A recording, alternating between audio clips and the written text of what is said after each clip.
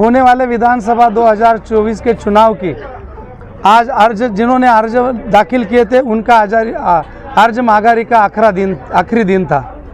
आज इस चुनाव में 32 फॉर्म दाखिल किए थे, उनमें से 11 लोगों ने अर्ज वापस लिए।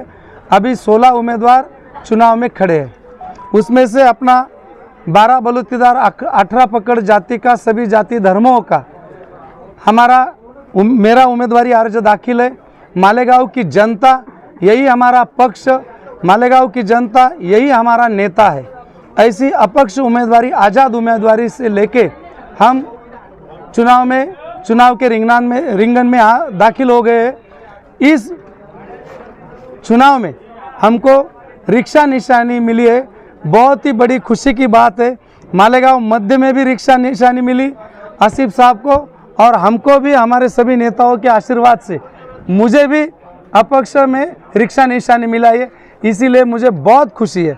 खुशी इस बात की है कि रिक्शा मेरे गरीब दोस्तों की यानी से रोजी रोटी का साधन है।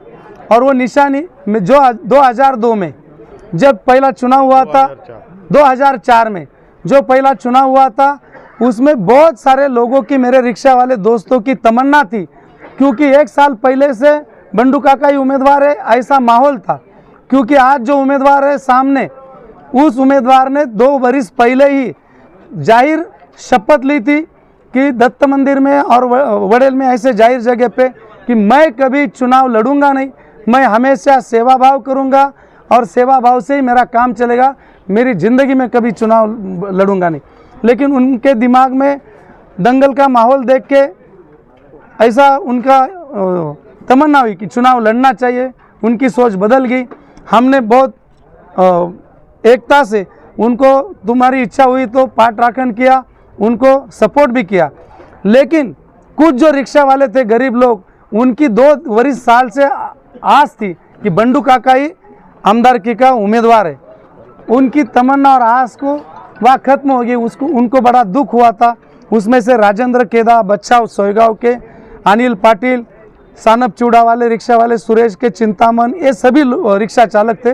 कुछ रिक्शा चालकों ने रोया भी था, उनको मैंने समझा कर शांत किया था। आज वही रिक्शा चालकों का सम्मान होते हुए उनकी रिक्शा की निशानी हमें मिली, इस बात की खुशी दुगना है हम।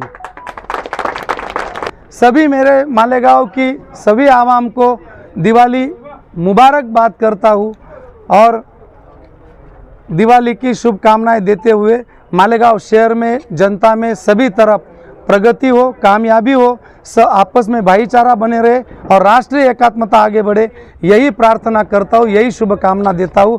धन्यवाद। जय हिंद, जय मालेगांव, जय 12 बलूतीदार, जय रिक्शा।